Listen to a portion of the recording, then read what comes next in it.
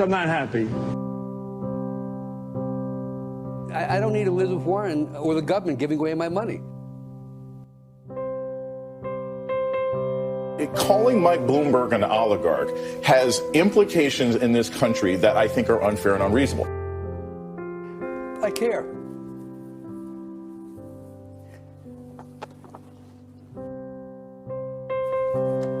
That's it.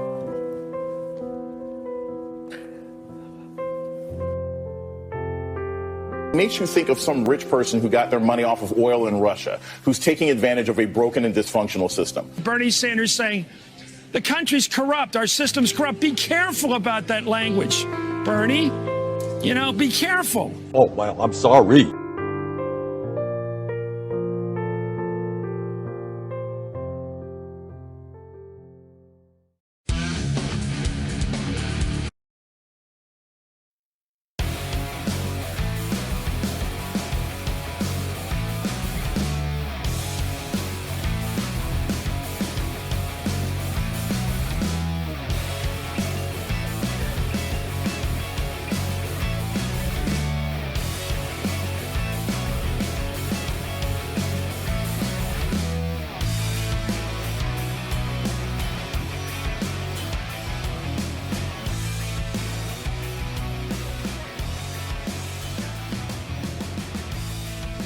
Around the nation, TYT Nation, Jeff Aldrich here. Welcome to the show. We've got an interesting show today. We're going to have some fun. We're going to talk about, of course, some serious stories as well. We'll get into it. There's a lot of stuff that we could talk about, of course. We have, of course, some news. There's a special election in California's 25th. You may remember that as the seat that Cenk Uygur had tried and unsuccessfully, of course, attempted to win the primary there. So there was a special election to replace Representative Katie Hill. There was, like I said, a primary. It was kind of a crazy primary, but it ended up with an establishment candidate on the Democratic side versus an establishment candidate on the Republican side. And big shocker, the Republican won. So you had the challenger to Christy Smith. Christy Smith was handpicked by Katie Hill to replace her after an ethics scandal. Christy Smith, of course, was not progressive at all. She did not support Medicare for all or Green New Deal or anything like that. And so, hey, that kind of sucks. She lost to the Republican. Now, look, a lot of people are saying that, hey, look, that's a red district, right? But Katie Hill had won that. Katie Hill ran on Medicare for all. Oh, but polling says that, it shows that Medicare for all is not really all that popular in that district. So we at the Democratic Party, well, we had to choose a centrist. We had to choose Republican light because, we got to keep that district blue because, it's a red district and, Santa Clarita and all that is pretty wealthy. And so we, of course it skewed Republican. And so we had to nominate a centrist in order to keep it from going to the Republicans or going back to the Republicans after Katie Hill's upset. Well, how'd that plan turn out? Didn't quite work out. It didn't. So that's, look, I'm just going to say this. They effed around and they found out. That's what happened. So, not good. Hey, it is what it is, right? It is what it is. But there is somewhat good news. There was a progressive challenger that did win her primary. It's Kara Eastman. So, Kara Eastman won her primary. She'll be facing a Republican in the general election in Nebraska. So that is good news. That is good news. So we've had something positive happen on the electoral front. So it's not, it's not too bad of a day, I suppose. All right. So look, I was going to talk about that in depth, but we've got other things that we're going to talk about as well, including, of course, Don Jr. Is Don Jr. okay? Is he getting sick? Who knows? Then we've got the Democrats. So the Democrats are trying to bail out the dark money groups. It really is an amazing report from American Prospect. I'm sorry, not American Prospect, but from Jacobin. So, man, that's a disastrous story. So we'll talk about that, how they're trying to let these dark money groups double dip as opposed to, the American citizen. We also I'm going to talk about Corona and how it is getting pretty bad in Trump country. It is now affecting the ones who are, of course, protesting to try to open up the country. We've got that. We've got Breonna Taylor, a woman who was shot and killed in her own home. That's disastrous. So we got lots of disaster, but we'll start with a little bit of fun. Okay.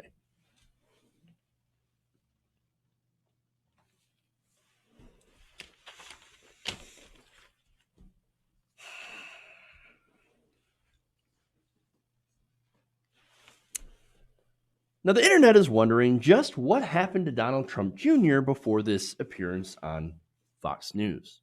Take a look.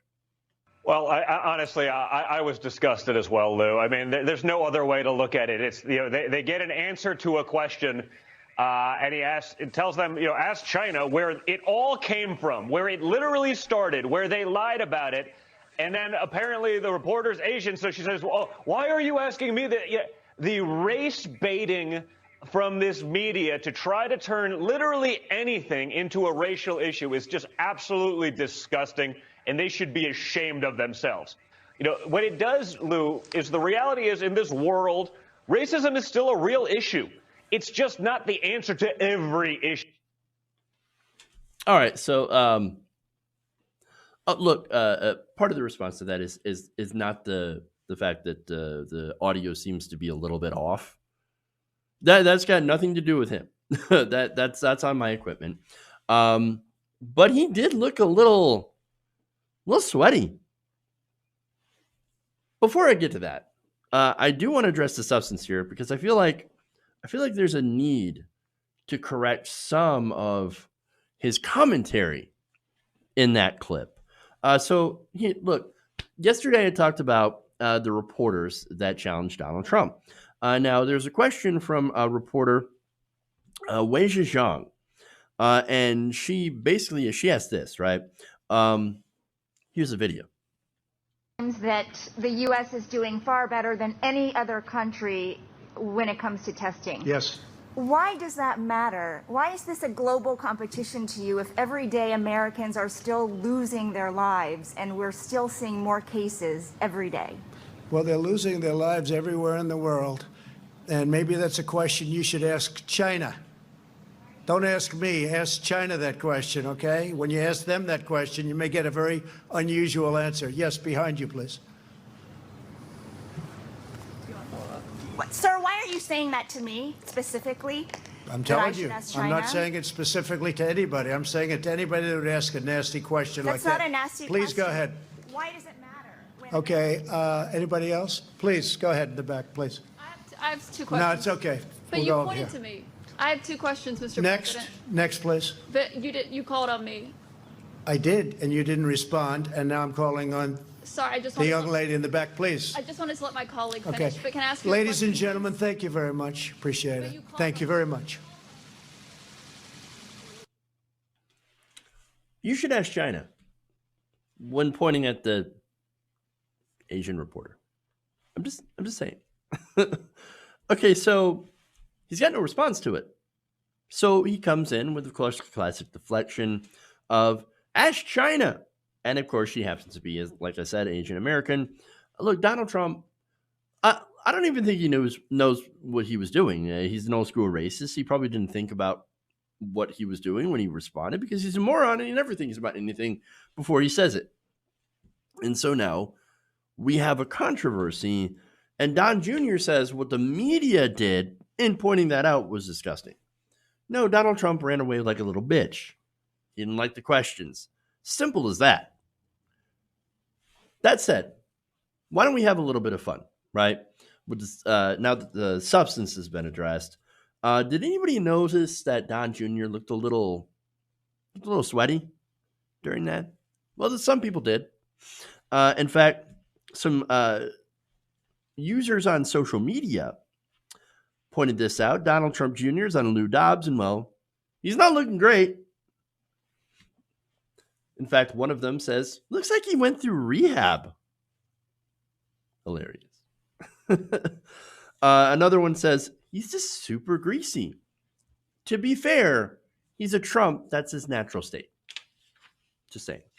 Another says, this is the my wife changed the locks, can I crash here for a bit look. Another one points out or asks, why does he look like a recently divorced lumberjack who's trying and failing to get sober? Ouch. Another one points out, hey, this is a guy who stands outside the 7-Eleven who will buy you a beer if you give him a 20. We all know that guy. Another one points out, a lot of divorced comments here. In a nation full of divorced dudes, Trump might be the most divorced.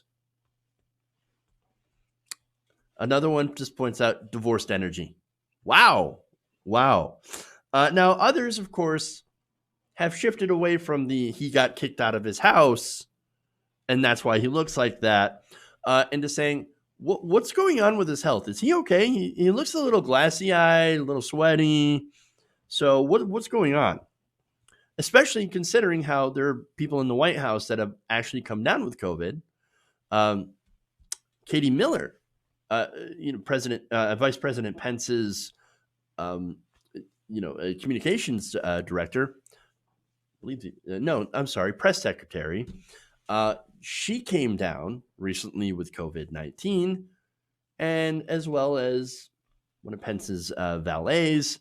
And now you've got numerous Secret Service guys who are coming down and testing sick with or testing positive for COVID-19.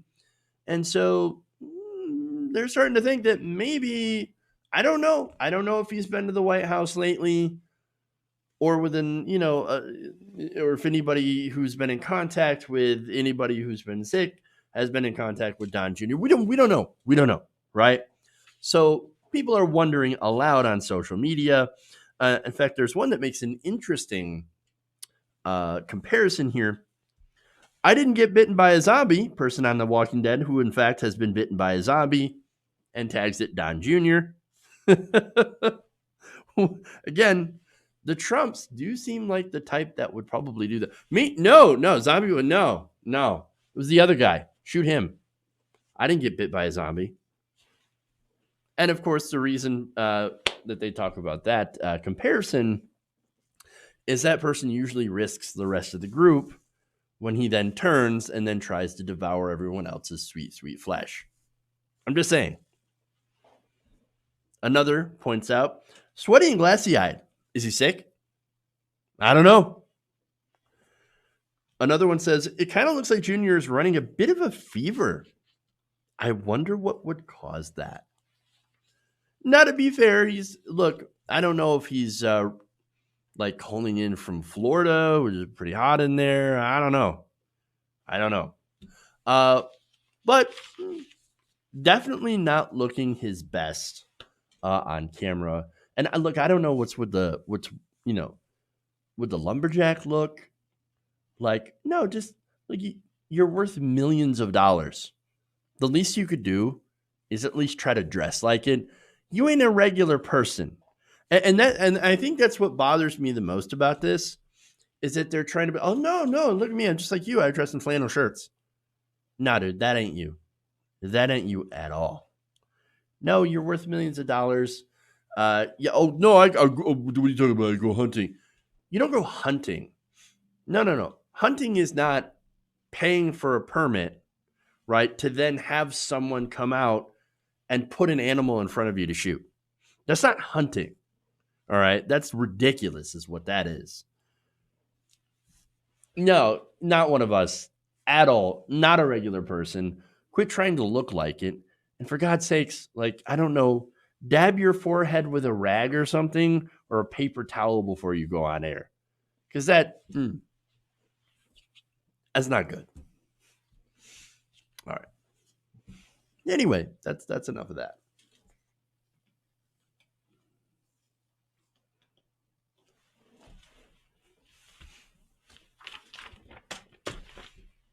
Riker wants his beard back. Nice. Very nice. Hold on. Yeah, as a couple of people in the chat are pointing out, was Junior chopping down some trees? And Mithra points out, Don Jr. goes executing rare species, not hunting. Exactly. All right. I just had to read those because I found those enjoyable. So let's get into something more serious. It appears that the coronavirus is devastating areas of the country that have voted for President Trump. A newly leaked, unreleased White House coronavirus task force report is now showing COVID-19 cases exploding in areas where Trump did very well in 2016. Now, this report, obtained by NBC News, shows that some parts of the country, rural counties in Tennessee and Kansas, thought to be, of course, untouched. In fact, a lot of the justification for opening up other parts of the country is to say, well, look, hey, man, look, these places, they're not hotspots like New York, LA, and Seattle. No. These places are untouched, so why should they be closed? Well, why do we have to close down this part of the country when, we're not really affected here? Probably explains why this report was hidden by the coronavirus task force, because it completely undermines that argument of we can reopen some parts of the country because it's not here. Oh, it wasn't there at the time. It wasn't there yet. But the nature of this virus means that it will eventually get there and start infecting, and already it has. In fact, these places, these counties in Tennessee and Kansas, have seen cases balloon by over 1,000% in the matter of a single week. 1,000%. In other counties in Missouri, Nebraska, Minnesota, and Wisconsin, they saw increases of more than 400%. This, of course, while cases in other 14 states have decreased, thanks to state lockdowns, mask rules, social distancing, all that. In fact, social distancing has been incredibly effective at staying off the virus, at actually flattening the curve in a lot of these states. And of course, some of these states have seen lots of protests. For example, Michigan continues to have protests. We have some of the more strict lockdown rules. And it's because we had a really, really high spike in infections. Now we're doing social distancing, and actually we're starting to control that to flatten that curve, but we're not quite there yet. And yet we have people in the more rural parts of the state that are saying, well, I haven't come here, so why don't we open up the state? Some tyranny, right? Got to water the tree of freedom with the blood of tyrants. Oh, is that what we're gonna do? Is that what you're doing right now? No, you're gonna end up watering it with your own blood when you're choking on your own fluids in the hospital. That's what's going to happen. Keeping it real. It's not fear mongering. That's literally what's happening to people. Just ask the people in these counties who thought, no, it's not gonna come here. It's not here. No, we're fine. These small communities, yes, they're initially not affected in the first wave. But once one person gets into that community, that entire community then gets that virus. And in a lot of cases, the infrastructures of those communities are not set up to handle everyone getting sick. And so that's going to lead to, of course, more death. So it's absolutely ridiculous. So you got people, places that have been hit first that are starting to recover, right? That are doing the social distancing measures. But you have other states that we don't really know where they stand because they don't have widespread testing. So you have those states that you can see a definite undercounting of COVID-19 cases. So we don't know where they're at. So now, look, there's a big takeaway here from this report. And in fact, there's quite a few. And part of it goes to why it was unreleased. It shows that the president was wrong when he claimed that numbers across the country are going down. In some places, yes, they are, as I mentioned, but in a lot of places, we just don't have testing. And that some of the hardest hit places are now in Trump country. Whereas before, remember, originally it hit a lot of these big cities. And so a lot of these big cities, especially hit hard in places that are minority inhabited, right? So you have a lot of minorities in these areas that are getting hit the hardest. So now the Trump bumpkins, they don't care, right? Like, oh, it's the minority areas. I don't give a crap, right? Not only do we not like minorities, but, look, we're unaffected right now. So who cares? Open up the country. Open it up. Open it up. I need to get a haircut. I need to go and, with my buddies, with my strap on my... No, don't go there, right? So you say, put on my rocket or my bazooka, right, on my back, and my AR-15, my long guns. I'm going to go to Subway with Meal Team 6 because we're unaffected. Open it up. I need a haircut, right? So those areas, you have those protests, which, by the way, they're starting to wind down a bit because now you have the backers that are wealthy, that have funded this, that have backed off on that funding.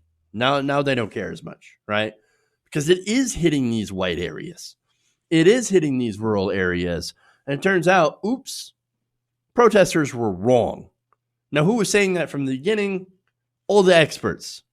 Everybody who's listening to the doctors and is listening to the people who actually know what they're talking about, we're like, yeah, of course, we knew this was going to happen. So that's one takeaway, right? Dr. John Ross, a professor at Harvard Medical School, pointed this out, that one of the top 10 counties that saw the largest increases, again, after releasing these social distancing measures and, letting people go back and get haircuts and massages and all that stuff, these places have seen the largest increases, and they happen to correspond with counties that voted for President Donald Trump.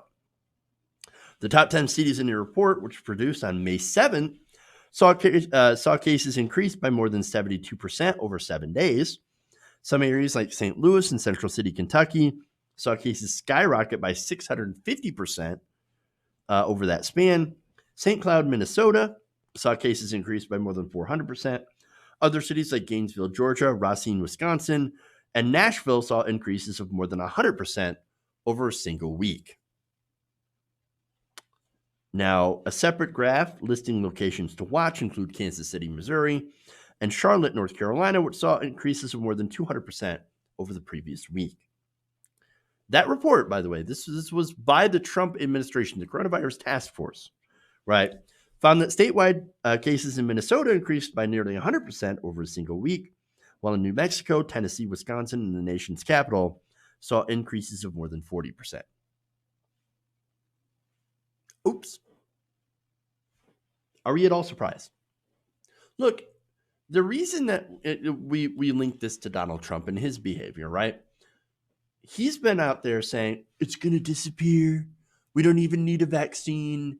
In fact, we're winning the war on the coronavirus. Everything's going to be fine.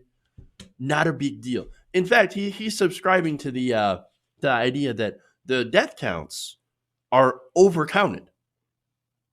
Now, that doesn't actually fit up with the reality. But what Donald Trump does in denying the science, of course, so he accomplishes a couple of things. For one, he's trying to make the case that everything's going to be fine, so vote for me, right? We're going to have an economic recovery like you've never even seen. And it's only this overblown virus, right? It's overblown by the media to make me look bad. Well, that's not the reality. No, I'm actually doing a fantastic job while the media is calling out my failures, they're not actually failures. No, it's the media that's lying to you about this stuff. It's actually not that bad. Therefore, I deserve to be reelected, right? Well, no, that's not the truth. But he compounds this by sending the message that you shouldn't be socially distancing and you shouldn't be wearing masks. He never wears a mask. Mike Pence doesn't wear a mask. And in fact, told people, meatpacking industry executives, or I should say food industry executives, not just in meatpacking, in a meeting over the weekend, he told them, oh, no, remove your masks. Like when Mike Pence comes in, you should not be wearing a mask because he's not going to wear a mask. And so nobody's wearing masks. He's not enforcing people to wear masks at the White House, even though there is now a directive in the White House. He's still not wearing them. And the people that are only doing it for the camera. And so what message does that send? Ignore the doctor's advice. You got Rand Paul out there saying, the doctors really don't know anything. They're not. The so-called experts, they're not really experts about everything, so you can just ignore them. Just ignore them. They don't know everything. Okay, but do you? Rand Paul himself was a doctor, right? Apparently not a very good one. I mean, it's ridiculous, right?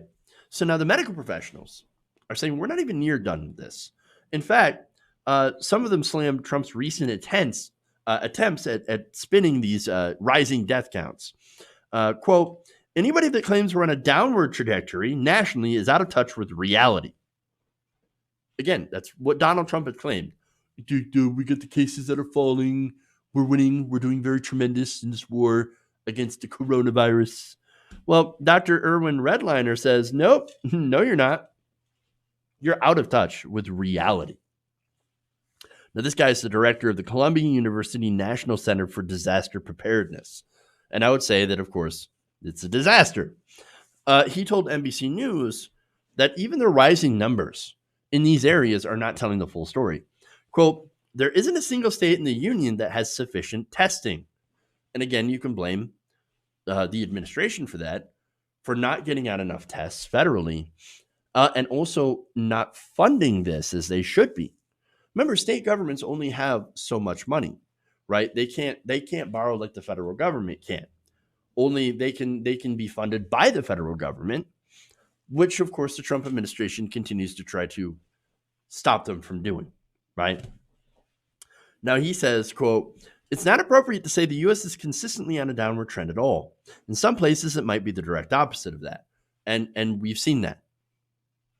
So now the response from conservatives, as I mentioned before, from Donald Trump is that, well, you're just overcounting. I mean, there's a conspiracy that's floated by Fox News and the right wing that anybody who's died recently, right, is getting tagged as having died from coronavirus, even if that's not specifically the case, right? Oh, guy died of a heart attack, coronavirus. Guy died of he got his head crushed by a tractor or whatever. He got hit by a car. Coronavirus. That they literally believe this. That, oh yeah, of course, that anybody who dies, they're tagging with coronavirus. Why would they do that? Well, it's because hospitals are getting more funding for people who die from COVID. They're literally getting money. So they're just tagging everything with COVID so they can get that extra sweet government cash. Really? Now look, hospitals are getting compensated more for coronavirus patients because of the amount of care that is necessary for someone who gets COVID-19. Remember, we don't necessarily have a treatment for it, right? And the use of a ventilator, I got news for you. That's expensive. To treat these victims of coronavirus, it also takes a lot of PPE, right? That's not free. No, it takes money to be able to outfit doctors who and nurses who treat coronavirus patients to make sure that they sterilize everything that they can around that area. So yes, the federal government is giving hospitals more money for COVID patients because it takes more money to treat COVID patients. Duh. I mean, anybody who takes like 5 minutes to think about this stuff and factor in everything that is involved with treating coronavirus patients. Thinks, oh yeah, you know what? It kind of does make sense. It is kind of expensive. And so the federal government has, yes, reimbursed to hospitals and given them money to treat coronavirus patients. That doesn't mean that it's an incentive to label everything as coronavirus related or all those deaths. So it's a ridiculous conspiracy theory, right? I mean, not only is that a ridiculous theory, right, that we're overcounting deaths, the reality is that early on, especially, we've actually undercounted. We didn't know that coronavirus, that it was killing people. People that show up at the hospital with symptoms, we didn't know. We didn't know what it was. Not only that, but there were people in their homes that died of coronavirus that we still don't know, or we didn't know the cause, that had been what had killed them. And so, yes, it is undercounted. In fact, Dr. Anthony Fauci, during his testimony to a Senate committee on Tuesday, said, quote, "Most of us feel that the number of deaths are likely higher than the 80,000 currently reported. The number is likely higher. I don't know exactly what percent higher, but it's almost certainly it's higher." Now, look, does it make a huge difference if it's 5 or 2% higher? I mean, a little bit, yes. But the fact is that the Trump administration, the problem is the Trump administration has done everything in their power to stop us from adequately addressing this crisis. So that 2 to 5%, it's actually, maybe it could be 20% higher, the death toll, than it could have been had we had a competent government. And so that's the thing. The Trump administration has absolutely dropped the ball, but they're doing this. I mean, it almost feels like they're doing this on purpose, right? That they're making sure that more people, I don't know, are affected. More people are exposed to this because they don't want to deal with it. They don't want to do what's necessary to deal with it. And I guess they consider a large portion of the American populace expendable. I mean, they've been calling for this. They've been calling to open up the country. And we're not ready. We're not ready to open up the country. But in conservative states, this is what you're seeing. This is what you get for disregarding the scientists and the medical professionals. I mean, it shouldn't be surprised. I mean, that you have a gigantic spike in cases. I mean, conservatives, this is what you wanted, right? Sacrificed a week so Karen can get a haircut. Why was the administration hiding the report? Why were they sitting on the report? I mean, you should be proud of the death toll. It's cost freedom. You get your haircut with the side of COVID-19. Freedom. Tree of liberty. Tree of liberty. I mean, look, these people, they didn't believe that coronavirus was real. They said it was a hoax, or they believe it's overblown, or, well, now you got 1,000% increase in Tennessee. And likely that's going to get higher. More people are tested, right? As we expand testing. And we need to expand aggressive testing and contact tracing. Is the only way that we're going to beat this, right? But this is a result of willful ignorance and social Darwinism on the part of the Republican Party. They are a death cult.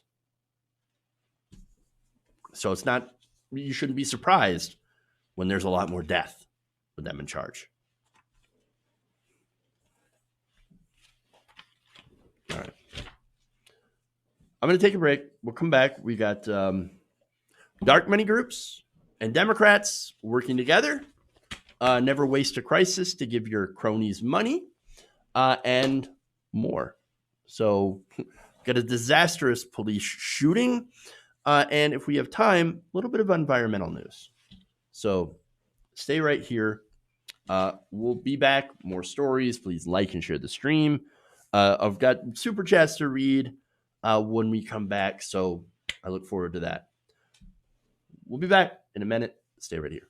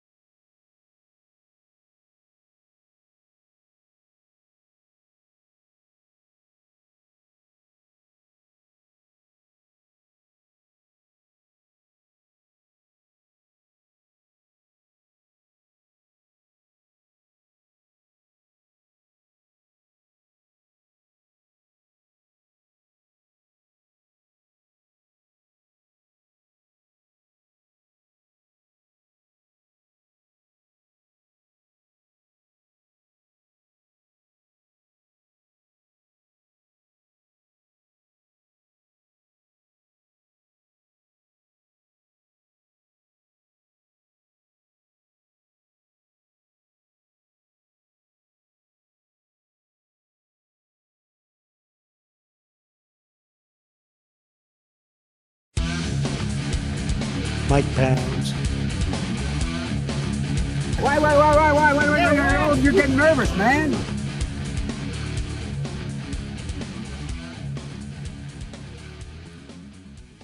Welcome back to the show, Around the Nation, right here, TWT Nation. Jeff Waldorf here with you. All right, so we've got some, let's start with some super chats, actually. Let's see. Let's go to that. We have Mark Davis saying that he lives in rural Kansas. Meat plant work at just got shut down. Still have to work because a mechanic had one case on Monday. Now 5. I'm not tested. Man, stay safe, man. That's all I can say, Mark. That sucks. Hopefully you guys have been trying to do some social distancing measures. I think I remember some super chats or messages earlier where that was not the case. So all I can do is I just hope that, you're all right. If you like take some social distancing measures to try to protect your family, I hope that you're, able to. I hope that you're able to stay safe and that you don't have it. But if you do, I hope you're not, I hope you don't get sick and I hope you don't spread it to others. It's really sucky that a lot of workers are put in a situation of where, for one, they don't know if they have it. For two, because they can't get tested. And for two, put in situations where you could get it because you're considered essential. So, Mark, I hope you stay safe, man. I do. All right. David Richardson says, my rural hometown of Texas has been seeing cases since March. It's exploded since Texas reopened. And that's what it took for MAGA parents to finally start listening to me about this. Yeah, look, the other thing is, and something that I didn't mention, is that a lot of conservatives, and we see this a lot, is that they don't believe something unless or until it happens to them. Suddenly, then it's like, oh my God, nobody told me that this could happen. Like that this was something real, or, well, yeah, actually we did tell you and you didn't listen. And now you have COVID-19. Congratulations. Like, we were warning you. You wouldn't listen. And that's the big problem. And this is what sucks about being right. Right? When you're right about something, nobody listens to you. Like, you shout it from the rooftops, hey, this is serious, man. And either people don't listen to you, or they're like, yeah, shut up. I don't believe you. There's a YouTube video that says it's something different. But wait, we're right about this. No, you're wrong. Fake news. You're being alarmist. I mean, it's frustrating. It's literally the worst when you're right. And it's not like, oh yeah, I'm right because I'm smarter than everybody and better. No, it's right because we're right because we read the facts, and it's not as if those are exclusive to us. It's just that we pay attention, and we're like, hey man, look, there are a lot of people, a lot of scientists that are really concerned about this, and maybe you should be too.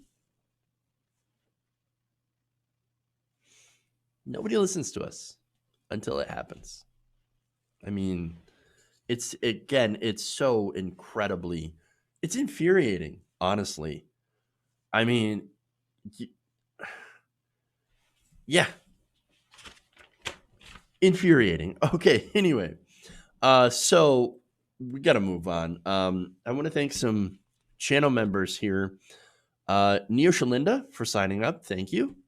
And No Man's Jam. I think I've already said your name, but thank you anyway for signing up. You can become a channel member by hitting the join button below and support independent progressive media, keep us sustainable in this very, very difficult era.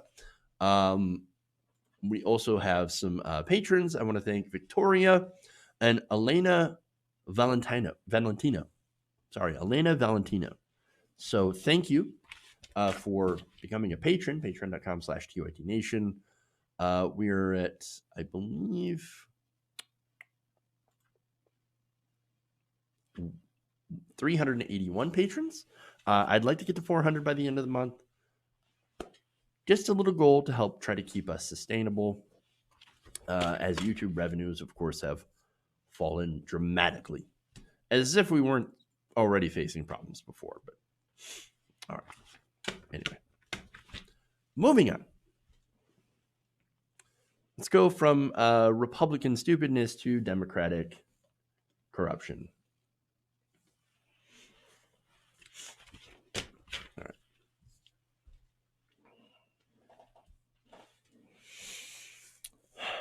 Yesterday, the Democratic-led House released a Phase 4 stimulus bill with some good stuff in it. There's increased funding to the states, $25 billion for the post office, an increase in food stamp benefits, and one additional round of $1,200 direct payments for Americans, among so many other things. Now, what was missing is, of course, some more direct help for many American workers. Again, this is just a one-time $1,200 thing. Not the greatest, right? A little bit of a mixed bag. I would have gone with something more, obviously stronger. Now, unfortunately, Pelosi and the Democrats did not go that way. In fact, they went with more bailouts for their friends. So now, earlier this week, Axios reported that House Democrats were working on legislation to ensure that people were not double dipping into the different pots of money. For instance, they did not want somebody who was receiving unemployment to receive money through the Paycheck Protection Program. So now there was a bill from, or I should say an amendment from Pramila Jayapal, who wanted to basically ensure that Americans would continue to get checks from work, even if it's shut down. And it was their way, of course, to keep people employed, even if they're not working, so they're still getting paychecks, right? So that was shot down, not included in the final piece of draft of this legislation that had been rolled out. So that's just one example of one of the things that people was missing. And how that relates to this is that if you got unemployment, you also wouldn't get that additional money, from basically what would have been your paycheck, but then paid for by the federal government. So now, at the same time that they're denying these things, they're making sure that Americans don't, quote unquote, double dip, right? They're allowing corporations to do the same thing. Now, according to Jacobin, Democratic lawmakers are pushing new bills that would let corporate lobbying organizations and dark money groups in Washington take some of the Paycheck Protection Program money for themselves. So, overall, the legislation would knowingly help some politically connected industries effectively double dip on getting giant bailouts for themselves. One version of the legislation, which was requested by major corporate lobbying groups, would expand Paycheck Protection Program eligibility to include 501(c) organizations with 300 or fewer employees, according to a press release from New Hampshire Democratic Representative Chris Pappas. The latest coronavirus-related stimulus bill, just released by House Democratic leaders, would expand Paycheck Protection Program eligibility to include all nonprofit organizations with less than 500 employees, including both corporate trade associations and 501(c)(4) dark money groups that influence elections. So those are the people that would get Paycheck Protection Program funds under this legislation. What? Now, according to David Sirotto, who wrote this, Pappas says this bill is designed to make sure that local chambers of commerce can, quote, continue supporting our Main Street business and local economies. But a review of IRS filings show that almost all giant corporate trade associations in Washington are 501(c)(6) organizations with fewer than 300 employees. Those people will be getting that money. So now, let me give you some examples of the groups that would be eligible now for money under this bill. America's Health Insurance Plans. That is a group. It is a multi-million-dollar advocacy group for insurance corporations. Now, they famously, of course, have opposed Medicare for All, Bernie Sanders' plan, and the Jayapal bill as well. And so they're eligible for money. The Partnership for America's Healthcare Future is another dark money group by the healthcare industry. They, of course, spent money on ads attacking Medicare for All during the Democratic primary. You also have a group, Pharmaceutical Research and Manufacturers of America, or PhRMA. That's a group that posts regularly $500 million of annual revenue that serves as the primary lobbying group for multi-million-dollar pharma giants. They would be eligible for money under this legislation. The Institute for Legal Reform is another one that's the arm of the Chamber of Commerce that pushes lawmakers to shield corporations from lawsuits if their efforts to force workers back in the job ends up infecting and killing people with COVID-19. So now a lot of the states that are pushing this are Republican states, and a lot of Republicans, including Mitch McConnell, are saying we're not going to authorize another phase 4 stimulus unless we get liability protection for these corporations. So that comes directly from the Institute of Legal Reform. They're telling their lackeys in Congress, we want liability. We want to avoid liability so that when we put people back to work and we do so in unsafe conditions, we don't enforce social distancing, we don't provide hand sanitizer, we don't provide masks or anything like that. No, we just quote unquote go back to normal. We want to make sure that we're not sued because we still got to make money in the middle of a pandemic. And this pandemic is inconvenient to that, right? So if we have no liability, if we can't get sued, well, then we can actually get back to business. We can make more money. That's so incredibly gross. It is super disgusting. Wow. Now there's more. Stand Together is a shell organization that's part of the political network financed by Charles Koch. They would be eligible for this money. And you also, of course, have the group Americans for Prosperity. You also have the American Chemistry Council, which is one of the main lobbying groups for fossil fuel and chemical corporations, eligible for this money. And so this new legislation pushed by Democrats, this was passed. Understand, this wasn't a Senate bill pushed by Mitch McConnell. No, this was a House bill pushed by the Democratic majority. The majority. They're like, oh yeah, pharma, of course, yes. Make sure that they can get Paycheck Protection Program money. Let's make sure the Koch brothers, their group, gets government money, Paycheck Protection Program. This is all while they're preventing Americans from getting two sources or quote unquote double dipping, right? Or getting anything more than a one-time $1,200 check, right? This would be the second round of that. I mean, this is gross. Gross. Now, there's more. Under this legislation, the private equity industry's lobbying group, the American Investment Council, could also get into the PPP money. We'll be able to double dip, right? All while private equity firms also lobby to be eligible for other other Federal Reserve bailouts that other businesses, small businesses specifically, are unable to access. The bank industry's lobbying group, the American Bankers Association, could also dip into that program's money, all while the banking industry itself is making billions of dollars administering the Paycheck Protection Program itself. Remember, the Treasury handed this off to the banking association, to the bankers. All while, of course, the Treasury had given the banks trillions of dollars in liquidity. The handouts don't stop coming. They just keep on going and going. It's like the Energizer Bunny in here, right? When it comes to corporate handouts. It's amazing.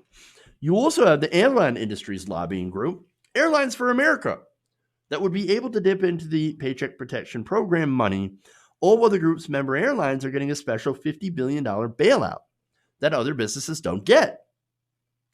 You also have for-profit colleges, their lobbying group, career education colleges and universities that are able to get into that money. All of the group's members benefit from bailout provisions, allowing them to keep federal money for students even when students drop out thanks to financial hardship. The airline manufacturers also get more money under this legislation. The General Aviation Manufacturers Association could get some of that money, all while its member Boeing is getting itself a Federal Reserve bailout. Now, if this sounds incredibly hypocritical, it's because it is. Remember, no double dipping for you, but our friends in the industry and the dark money groups have at it. Go ahead and take as much money as you want. I think it should be very clear by now that corporate Democrats would rather help their lobbyist friends. Those same friends, of course, worked on behalf of Democratic incumbents during the primary in order to try to stop progressives like Bernie Sanders. I mean, that's what it is.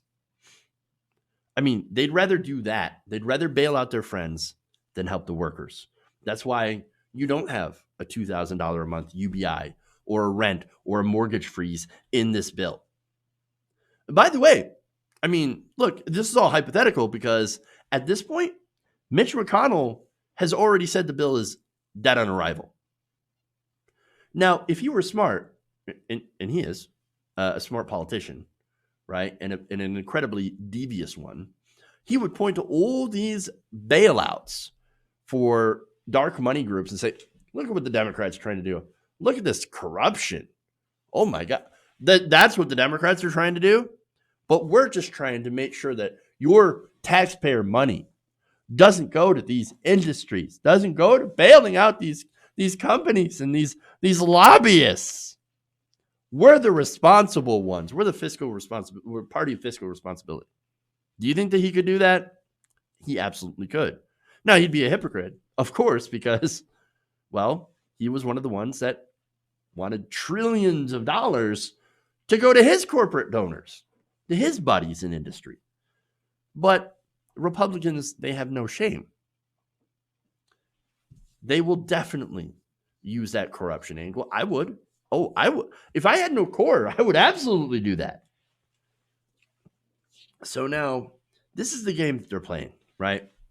And Mitch McConnell right now, he's not thinking about authorizing any more stimulus, right? And I've reported on that.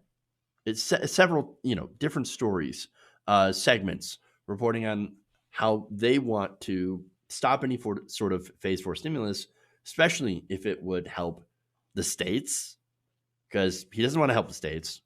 And also if he doesn't, that if it involves any sort of recurring stimulus payments, as some Democrats have put out, great bills from Tim Ryan and Ro Khanna last month, $2,000 a month UBI for 6 months. Some of these bills go up to a year. And you had Markey, Bernie Sanders, and Kamala Harris getting together in order to propose a $2,000 a month UBI stimulus that would last at least 6 months to a year, or until the economy recovers to pre-COVID-19 levels. None of that's getting passed. You know why? It's because Mitch McConnell's already won. He thinks, suckers, my wealthy donors, they already got their bailout. Why should we pass anything else? Why? I have no... we're going to wait and see now. Dead on arrival. Dead on arrival. But look, how many times do we have to play this game where our so-called leaders give away all their leverage, right? Nancy Pelosi, while promising, oh, don't worry. We're going to give relief to the American people in the next bill, I promise. And then, also say, oh, well, we got to go with this massive corporate bailout now. But don't worry, Mitch McConnell, the next time, he'll owe us later. And he will do the right thing, and he will vote to help the American people with another round of $1,200 checks. Ridiculous, right? Now, you could go, and I've said this before, right? Oh, maybe they're just suck at politics. They're so incredibly ineffectual. They're just terrible at this. I don't understand how these politicians could be so stupid. But in reality, that's not incompetence. You don't get to be Speaker of the House by being incompetent. You get to be Speaker of the House by being corrupt. And that's what all of these politicians are. It's not incompetence. It's not cowardice. No, they're doing it for a reason. They know what they're doing. Corporate Democrats know what they're doing. They play this game with the voters all the time. They never really wanted to help the American people the way that this crisis demands. A little bit of help here and there. I mean, yeah, of course, they'll throw crumbs. Oh, yeah, we care about the people, so that's why $1,200. Here you go. I'm going to give you $1,200 to F off. Now, I'm just going to go back to my, fridge that costs more than what you make in a year and eat a chocolate ice cream. That's what they're going to do. That's what Pelosi is, right? She is out of touch. She is not your friend. She is not your ally.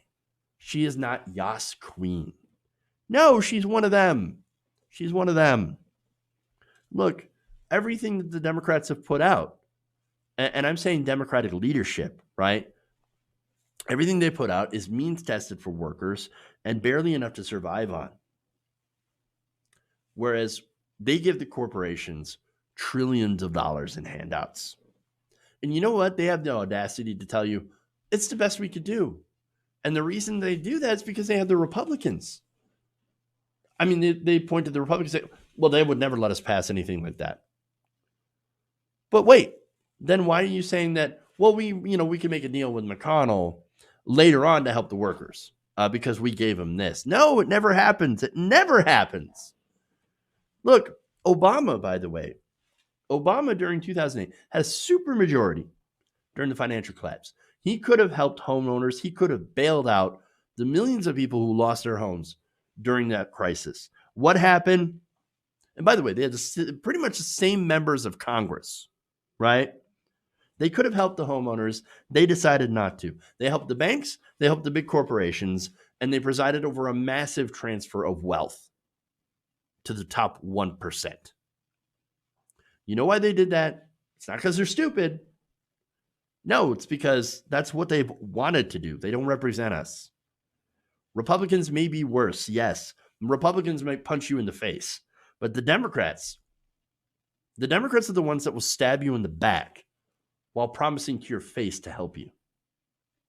That is the miserable state of our politics right now. And if you don't see it, it's because you either don't want to see it, or you're living in that fantasy world the media has created where Democrats work for the people and Republicans believe in freedom and liberty.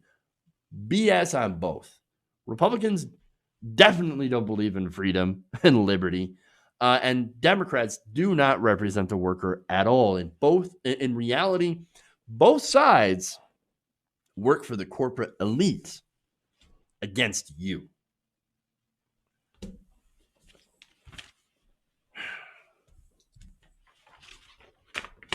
All right. I think I'm fairly clear. One more story here.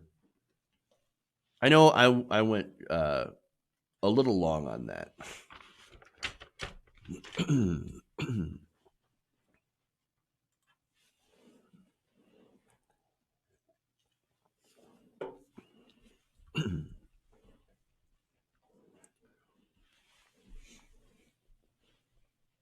An innocent black woman was shot and killed in her Louisville, Kentucky home while she was sleeping. So now this happened during a police raid that ended up being at the wrong apartment. Now, the woman's family, this woman, of course, is Breonna Taylor, who was an EMT worker. She was at home with her boyfriend. She was sleeping. And suddenly, cops had burst into that home, into that apartment. Her boyfriend believed that they were being burglarized. So he did what a lot of the Republicans, a lot of conservatives say that you should do during a home invasion. You get your gun and you shoot, right? So her boyfriend, Kenneth Walker, fired at these officers in self-defense, hitting one. Yes, that officer is still alive, as is Kenneth Walker. In response, the officers blindly fired over 20 times into the apartment, ended up killing Taylor. She was shot 8 times. Now, this happened on March 13th. Now, after the incident, and they call it an incident, right? The Louisville Metro Police said the officers had knocked on the door several times and announced their presence as police officers who were there with a search warrant.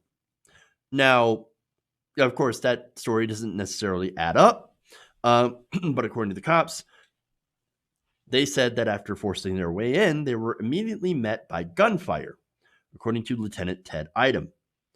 Taylor was shot 8 times. Walker, 27, was arrested and charged with assault and attempted murder on a police officer. So they said they knocked. They said they identified themselves, right? But again, as I mentioned, that doesn't add up. Records showed that the police investigation was centered around a trap house more than 10 miles away from Taylor's apartment, and that a judge had approved of what's called a no-knock search warrant. So, meaning you don't have to knock, you don't have to identify yourselves, you can just barge right in. And that seems to be exactly what they did. Barged in. So now there's more. The lawsuit, launched by the family, says that Taylor and her boyfriend were asleep in the bedroom when police in plain clothes and unmarked vehicles arrived at the house looking for a suspect who lived in a different part of the city. So, according to the lawsuit, these police did not knock. And even if they did, the couple were asleep. And, look, we all know people that can sleep through just about anything. So we don't even know if that's the case, if they're telling the truth on that. But then they entered the home, not dressed up as police officers, with their guns drawn. And Walker's supposed to believe that they weren't up to no good. I mean, think about if you're in that situation. You're, sleeping, with your girlfriend, right? And you get 3 armed thugs crashing through your door. What are you going to do? They're not identified as police officers. They're not dressed as police officers. What do you do? I mean, this is a dream scenario for conservatives, for pro-gun, pro-Second Amendment people. Like, hey, well, they come my horse, shoot them, I'll blast them. Well, that's what happened. He did that. Oh, they turned out to be undercover plainclothes police officers.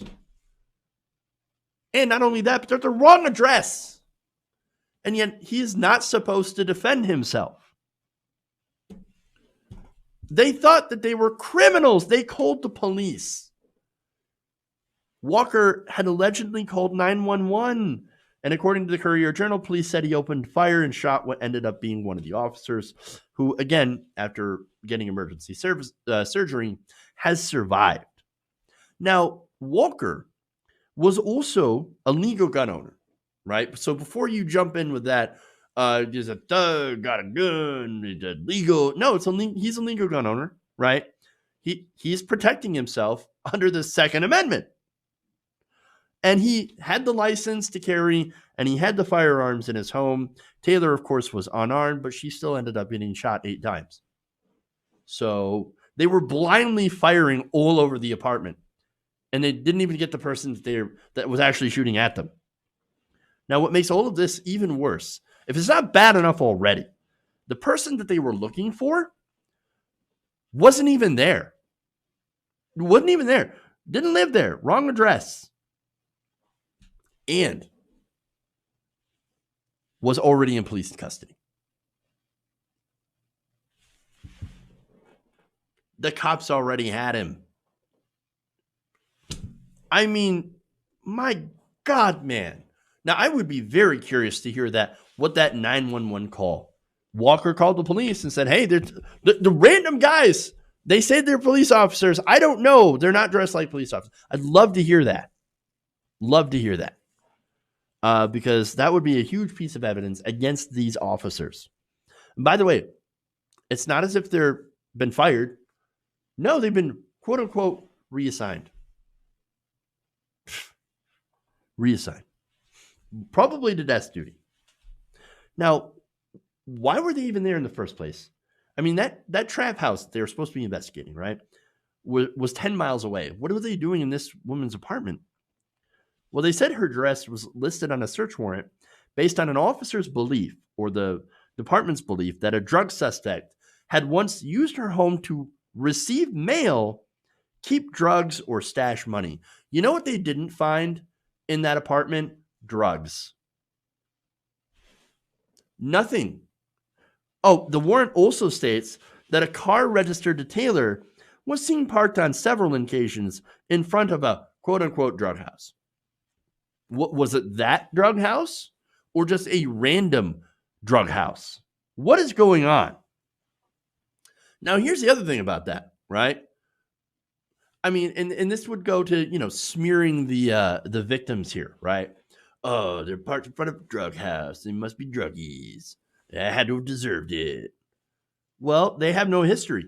Both Taylor and Walker had no history, no criminal history of drug convictions. And again, no drugs in the apartment, nothing. In fact, Walker's like, hey, look, if they had identified themselves as police, I would have let them in. I'd have let them in, and they would have found no drugs, because there's no drugs here. There's nothing here. So yes, he said I would have ushered them in. Instead, they barge in, don't identify themselves as police. They're obviously not dressed as police officers. And so what do? You grab your gun. I mean, what is difficult in this situation to understand? If you're defending these police officers and these ridiculous no-knock raids, and that's why this is ridiculous, right? Because why would anyone think that a no-knock raid by plainclothes police officers in unmarked cars is a good idea in a country full of 300 million guns? You don't think something like this is going to happen? You don't think something like this is going to happen? Of course it is. Oh, but it doesn't happen in rich white neighborhoods, and that's the difference. That's the big difference. This only happens in poor minority areas. Because of course. And what a disgusting and horrifying case. And what's worse for me is that, look, not only is this over drugs, which should be legalized anyway. Like, I don't care. Legalize them all, or at least decriminalize them. There's no reason people need to be dying over drugs, right? Being shot by police. Isn't the whole point of making drugs illegal? Hey, we're just trying to protect you. We're trying to protect you from drugs by fatally shooting you over having drugs in your house. Does that make any sense at all? No, it doesn't. It's absolutely ridiculous, right? And so that's ridiculous. And having these no-knock raids also super ridiculous. And it's a complete and utter disaster. And also, the thing that's probably the worst part about this is I have no faith that this family is ever going to get justice.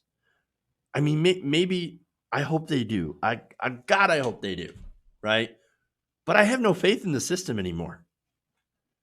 There's nothing. There's no faith in this.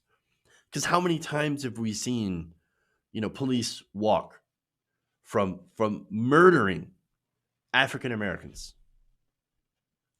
I can think of so many cases where that's happened, and it's heartbreaking. But part of me thinks, yeah, they're going to get away with this. I hope I'm wrong. Hope to God I'm wrong.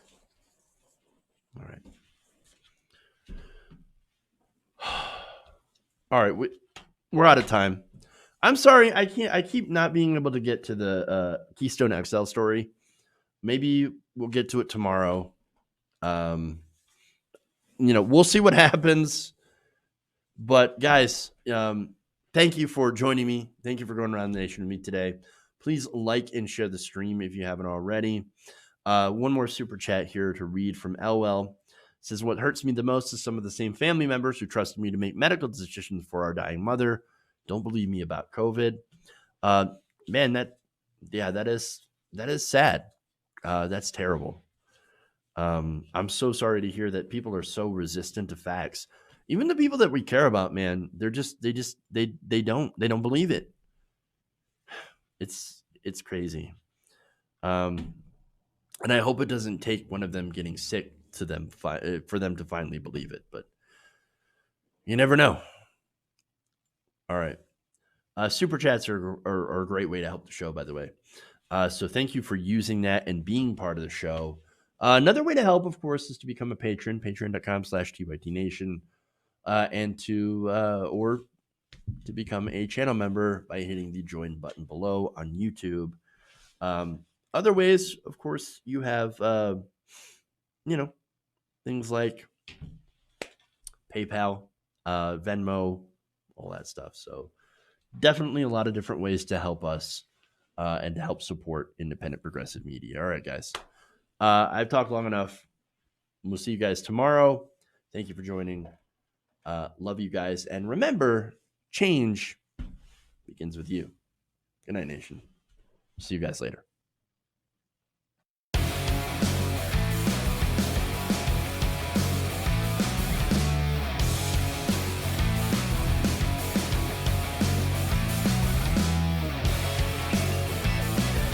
Please clap. Mike Pounds.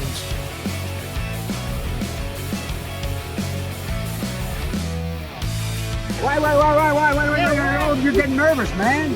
Oh, man, I'm sorry.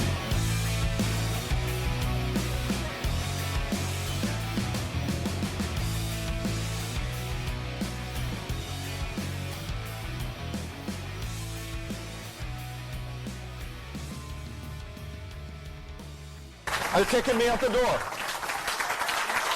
You're kicking me out the door.